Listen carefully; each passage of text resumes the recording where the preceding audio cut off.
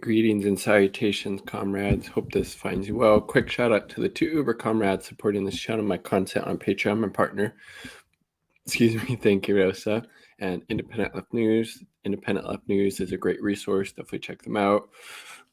So I found there's this pretty interesting article at Counterpunch about these right wing, these conservative, these Christian fascists all over, the U.S., particularly in the South, but in other areas as well, that are trying to, get rid of, women's reproductive health care vis-a-vis being able to access, safe abortion services. And again, that will obviously impact the most vulnerable and marginalized women who are seeking those services, particularly, low income folks and women of color, because people with the means would just be able to travel to a state, travel out of country to get a abortion if they need it. People without the means obviously wouldn't be able to do that, and that will lead to women getting these back alley abortions, if you will, or seeking abortions in very deplorable conditions, and sometimes they end up dying as a result of that because of these right-wing Christian fascists, as Chris Hedges refers to them, as this attack on women's reproductive health. And it's just so fucking disgusting on every level. So we'll check out this article from Counterpunch and then look at this, how the House actually passed this abortion rights bill that would null and void any state that tries to, place restrictions on, women being able to get access to abortion. So the title of this, The Supreme Court and the Coming End of Abortion Rights, by David Schultz. This today, October 4th, the first Monday in October. It's the start of the new U.S. Supreme Court term. It also be the last term where Roe v. Wade is a law of the land and abortion rights are constitutionally protected, to what extent they are right now, at least. This coming term, the Supreme Court will review a Mississippi law that effectively bans all abortions after 15 weeks. It may also review a Texas law banning abortion as early as 6 weeks into pregnancy, with the court split 6-3 in terms of conservatives versus liberals. Many fear that Roe's days are numbered and the court will overturn it. If that happens, it will be the culmination of a nearly 50-year effort by, I would say, Christian conservative fascist presidents and Supreme Court justices to fashion the legal arguments to overturn Roe v. Wade as legal precedent.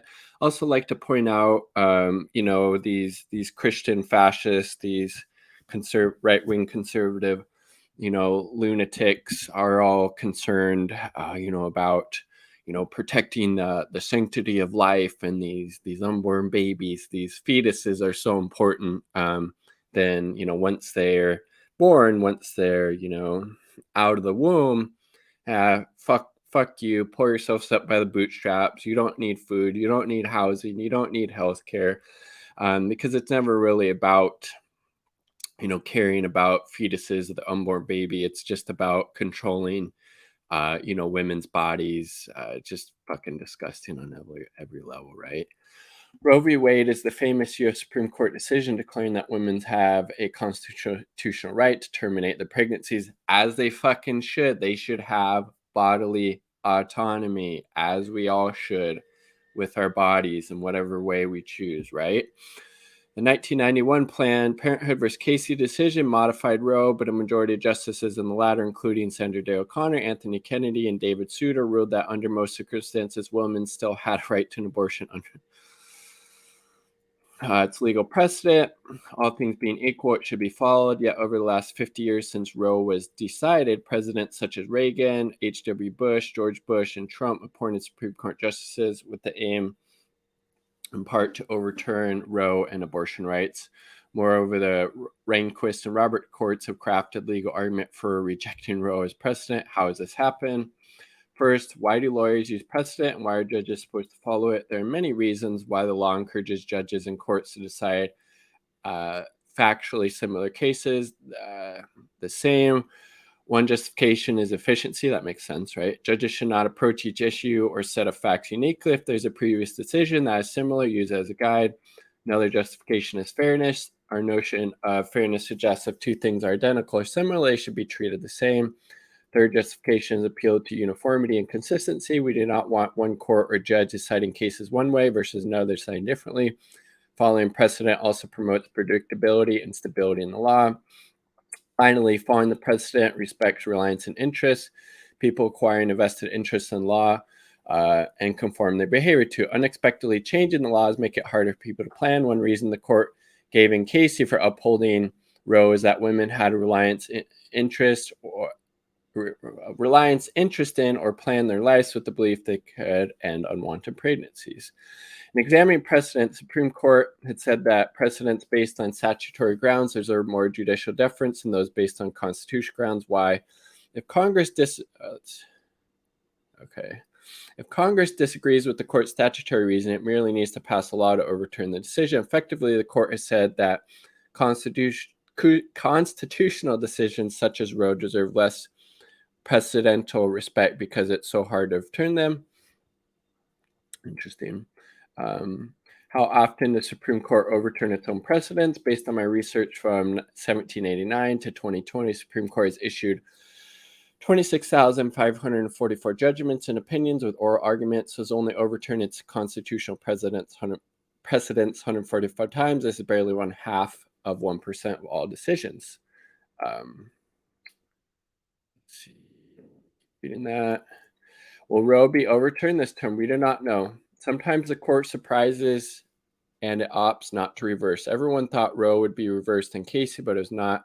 But this time it may be different. The numbers and votes for the court, as well as the legal ideological arguments, point to a different result. I hope that's obviously not true. But so Democrats in the House recently passed this bill again that would nullify these attacks on women's ability to access abortions in these various states. So that passed in the House recently. We'll check out this article from NPR here. This was on September 24th of this year. House passes a bill meant to counter Texas-style abortion bans. U.S. House on Friday approved a bill that Democrats say will protect a person's access to abortion. But again, this legislation could have been passed any fucking time, right? Like, why wait till now? This should have been, a high priority as soon as Roe v. Wade was upheld in the Supreme Court in 73, I think, something like that. The bill passed the House mainly along party lines, 218 to 211, with one Democrat voting with Republicans. Vote was largely symbolic, as the bill is unlikely to advance in the Senate, where 10 Republicans and Democrats would need to fill the bill in order to meet the 60 vote threshold to be a filibuster. That's why it's super important to get rid of the fucking filibuster, right? Senate version of the bill, sponsored by Democrat Richard Blumenthal, has 47 co-sponsors along party lines, right? All that's unlikely to garner support. Pennsylvania Democrat Bob Casey, who's previously voted for abortion restrictions in West Virginia, Joe Manchin. So this is the Women's Health Protection Act, would protect a person's ability to decide to continue or end pregnancy, and would enshrine into law healthcare providers' ability to offer abortion services prior to fetal viability without restrictions imposed by individual states, like requiring special admitting privileges for providers or imposing waiting periods. It would also prohibit restrictions on abortion after fetal viability when, in the good faith medical judgment of the treating healthcare provider, continuation of the pregnancy would pose a risk to the pregnant patient's life or health.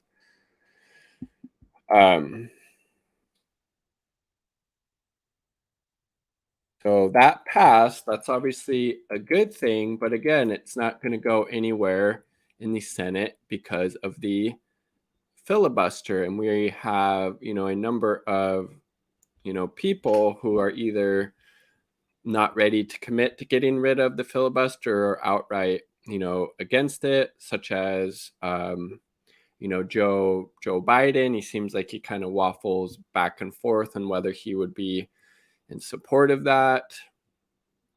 And then Joe Manchin rules out getting rid of it. I think Sinema probably would be as well. There's probably others. So I mean, it's good that the House passed it, but again, if we don't get rid of the filibuster, like, depending on what the Supreme Court does, it could have hugely disastrous consequences for women, who, for whatever reason, again, it doesn't matter whatever fucking reason, it's their body, their fucking choice. Let them do what they want with their bodies.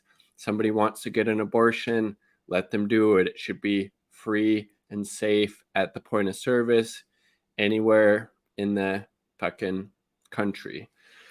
Just fucking disgusting. And again, it's never been about, caring about these unborn babies or fetuses or whatever. It's always has been about controlling women's bodies, and just very, very fucking disgusting, right? Disgusting. Like the video if you like the damn video. Subscribe for more content. All part of the people. Peace. Much love.